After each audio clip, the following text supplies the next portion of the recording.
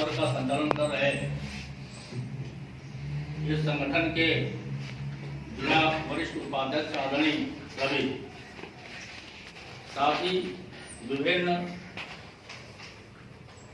ब्लॉकों से आए हुए हमारे समस्त राष्ट्रीय शैक्षिक महासंघ कार्यकारिणी के सभी पदाधिकारीगण एवं दायित्वधारी,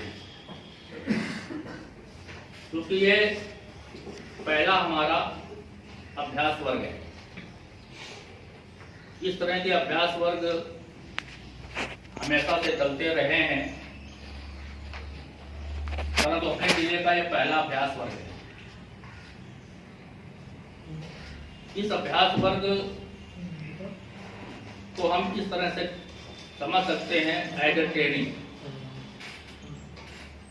कुछ शब्दावली है, उस शब्दावली पर हमें विशेष ध्यान देने की आवश्यकता है। जैसे वर्ग, तो वर्ग का मतलब, काफी लोगों के फोन आया कि सर ये वर्ग क्या होता है? तो वर्ग मतलब ट्रेनिंग, अभ्यास का मतलब जानते ही। तो हमें एक अपने संगठन में किस प्रकार से काम करने होता, विजन क्या है, इन सभी की जानकारी हम सभी दायित्वधारियों को होनी चाहिए। उसी संदर्भ को प्रस्तुत करते हुए इस तरह के अभ्यास वर्ग चलाए जाते हैं।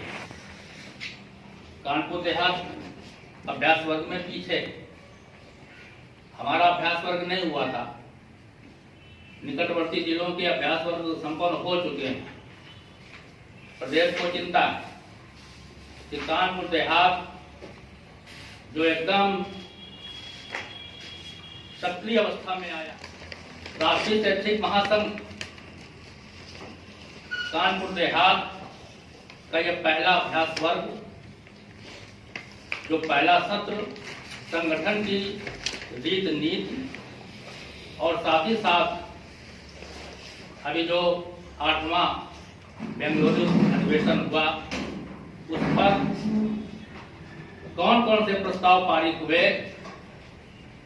शिक्षक हित के मुद्दों पर उनकी चर्चा की जाएगी। गंभीरता से सुनेंगे और हमारे जितने भी साथीगण हैं कुछ बिंदु उनको नोट भी करेंगे। कारण है कि इस प्रकार का जैसा अभ्यास वर्ग यहाँ चल रहा है, इसी प्रकार का एक लघु अभ्यास वर्ग आपको अपने अपने ब्लॉक में देना है पूरी कार्यकारिणी के साथ। तो सबसे पहले हम ये थोड़ा सा जानकारी देना चाहेंगे। सभी को मालूम है कि अपना जो राष्ट्रीय शैक्षिक महासंघ है, ये अखिल भारतीय राष्ट्रीय शैक्षिक महासंघ, जिसका राष्ट्रीय कार्यालय स्वयं की भूमि में निर्मित नई दिल्ली में स्थापित ऐसे संबद्ध है। और अखिल भारतीय राष्ट्रीय शैक्षिक महासंघ, जहां अखिल शब्द आ जाता है तो हमारी विचारधारा पूरे भारतवर्ष में पहुंच जाती है। कहीं पर भी रुकने की आवश्यकता नहीं, कहीं भी चूकने की आवश्यकता नहीं, और कहीं पर हमें हिचकने की आवश्यकता नहीं। राष्ट्रीय स्वयंसेवक संघ, जिसको आरएसएस कहा जाता है, ये विश्व का सबसे बड़ा संगठन, उसके हम अनुषंगिक संगठन, हम उसकी प्रेरणा से आगे बढ़ रहे हैं और उसी की प्रेरणा से हम लोग छात्र हित, शिक्षक हित और समाज हित की बातें कर रहे हैं। हमारी विचारधारा छात्र हित में, शिक्षक हित में, समाज हित में, इस विचारधारा को अपनाते हुए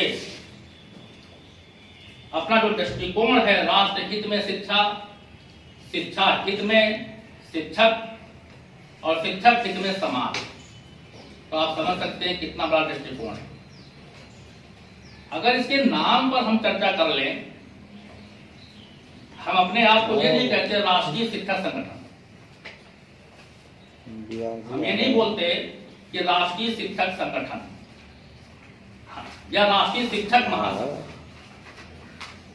हमारा नाम है राष्ट्रीय शैक्षिक महासंघ। और जहां शैक्षिक शब्द आ जाता है तो हमारा कार्यक्षेत्र बढ़ जाता है। और शैक्षिक में 3 मुद्दे। अगर हम अपने आप को राष्ट्रीय शिक्षक महासंघ कहते तो केवल हम शिक्षक हित की बात करते, लेकिन हम राष्ट्रीय शैक्षिक महासंघ कह रहे हैं तो शैक्षिक में हमारा छात्र हित भी आ गया है, शिक्षक हित भी आ गया है और समाज हित भी आ गया है। ये तीनों हित हमारे वहां पर समावेशित हो चुके हैं। स्वाभाविक है कार्यक्षेत्र बड़ा होगा। जब हमारा विजन बड़ा है, हमारा दृष्टिकोण बड़ा है, तो हमारा कार्यक्षेत्र भी बड़ा होगा। ये बात निश्चित है। अपना राष्ट्रीय शैक्षिक महासंघ उत्तर प्रदेश का जो प्रधान कार्यालय लखनऊ में निजी बिल्डिंग में स्थापित है, स्वयं की बिल्डिंग, स्वयं की भूमि, भाऊराव देवरा परिसर में। जिस प्रकार से अखिल भारतीय राष्ट्रीय शैक्षिक महासंघ का केंद्रीय कार्यालय नई दिल्ली में अपनी भूमि पर स्थापित, उसी प्रकार से राष्ट्रीय शैक्षिक महासंघ उत्तर प्रदेश का कार्यालय अपनी भूमि में लखनऊ में स्थापित है। आप समझ सकते हैं 3 बजे के बाद हम पदाधिकारी हैं, निश्चित है, लेकिन 3 बजे तक तो हम शिक्षक हैं। हम पदाधिकारी, हम अपने आप को नेता नहीं बोलते। राष्ट्रीय शैक्षिक महासंघ का कोई पदाधिकारी यदि किसी अधिकारी से मिलने जाता है तो वो कहता है मैं शिक्षक का प्रतिनिधि, मैं शिक्षक प्रतिनिधि के रूप में आपके पास में आया। वो नहीं कहता है कि मैं अध्यक्ष हूं। बड़ी आप समझ लीजिए सोच है।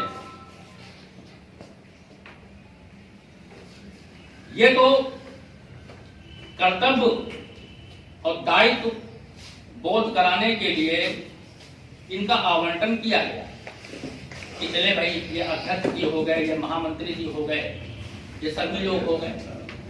चर्चा हमारी चल रही थी कर्तव्य पर। जब हम पहले अपने हम कर्तव्य पूरे करेंगे, तब अपने अधिकार की हम बात करेंगे और अधिकारियों की लड़ाई हम तब तक लड़ते रहेंगे जब तक वो पूर्ण ना हो। स्वाभाविक है, ऐसा कोई भी नहीं है हमारे संगठन का पदाधिकारी जो अपने कर्तव्य से विमुख हो, विद्यालय में समय ना देता हो। समय देते हैं, सभी लोग देते हैं अपने विद्यालय में समय, तो समय देते हैं। विद्यालयों में बच्चों को विभिन्न नवाचारी विधियों से बच्चों को हम शिक्षित कर रहे हैं, तो अपने अधिकार की भी तो बात मान सकते हैं। तो कर्तव्य पहले, अधिकार बाद। उसी संदर्भ में अपने राष्ट्रीय शैक्षिक महासंघ के 3 प्रमुख कार्यक्रम हैं, इनको आप नोट कर सकते हैं। 3 कार्यक्रम। 3 कार्यक्रम कौन सा है? तो जिले में वार्षिक 3 कार्यक्रम होते हैं, ब्लॉक में 3 कार्यक्रम होते हैं। पहला कार्यक्रम होता है कर्तव्य बोध दिवस। कर्तव्य बोध दिवस, अगर मैं कर्तव्य की बात करी, उसी श्रृंखला में ये कार्यक्रम है कर्तव्य बोध दिवस। आप जानते हैं कि स्वामी विवेकानंद की जयंती 12 जनवरी को होती है और सुभाष चंद्र बोस की जयंती 23 जनवरी को होती है। तो 12 जनवरी से लेकर के 23 जनवरी के बीच में हम अपने जिले में, अपने ब्लॉक में, ब्लॉक स्तरीय कार्यक्रम ब्लॉक में, जिला स्तरीय कार्यक्रम जिले में 12 जनवरी से 23 जनवरी के बीच में कर्तव्य बोध दिवस कार्यक्रम हम मनाते हैं और इस पखवाड़े को कर्तव्य बोध पखवाड़ा कहा जाता है। तो एक तो कार्यक्रम हमारा ये हो गया। दूसरा कार्यक्रम राष्ट्रीय स्वाभिमान दिवस, जो कि भारतीय नववर्ष चैत्र शुक्ल प्रतिपदा चैत के शुक्ल पक्ष की प्रतिपदा, तो भारतीय नववर्ष उस दिन प्रारंभ होता है। उस दिन हम राष्ट्रीय स्वाभिमान दिवस के रूप में कार्यक्रम करते हैं। और तीसरा कार्यक्रम है गुरुवंदन का कार्यक्रम। तो जो विजन हमारा आया, राष्ट्र हित में शिक्षा, थोड़ा कर विचार करें, स्लोगन लगा राष्ट्र हित में शिक्षा, यानी जो शिक्षा दी जा रही है बच्चों को वो राष्ट्र हित में हो, ऐसी शिक्षा दी जाए जो राष्ट्र हित में हो। यानी कि जो शिक्षाविदों के द्वारा, जो अधिकारियों के द्वारा जो योजनाएं बनाई जाती हैं उन पर भी दखलंदाजी हमारी है। वहां जो पाठ्यक्रम निर्मित किए जा रहे हैं उस पर भी दखलंदाजी हमारी है। और शिक्षा हित में शिक्षक, शिक्षा हित में शिक्षक कब, शिक्षक कब स्वावलंबी बनेगा, शिक्षक के अंदर भावना स्वाध्याय स्वावलंबन सम्मान की कब आएगी, जब शिक्षक हितों की सारी बातें सरकार हमारी पूरी करेगी, तब वो कदम होगा शिक्षा हित में शिक्षक। और जब शिक्षा हित में शिक्षक का कदम प्रभावी हो गया, तदोपरांत वो शिक्षक समाज का निर्माण अच्छे से कर सके, तब शिक्षक हित में समाज की संकल्पना हमारी सार्थक होगी। कार्य क्षेत्र, जैसा कि मैंने बता दिया कि अपना कार्य क्षेत्र बहुत विस्तृत है। हम छात्र हित की भी बात करते हैं, हम विद्यालय को अच्छा बनाना चाहते हैं। जहां जहां पर हमारे संगठन के पदाधिकारी कार्यरत हैं, वो पूरा टाइम दे करके अपने अपने विद्यालयों को अच्छा बनाने का प्रयास कर रहे हैं। क्या है ये छात्र हित के मुद्दे हैं। जब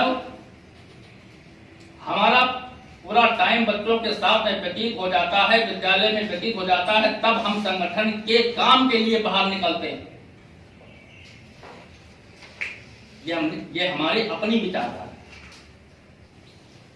अधिकारों की बात हम करें, लेकिन उसके पहले कर्तव्य वहां दृष्टिगोचर होता है। जब हम पूरा काम कर देंगे, पूरा काम करके दिखा देंगे, तब हम अधिकारों की बात करेंगे। हम बीच से, विद्यालय से पलायन नहीं करते।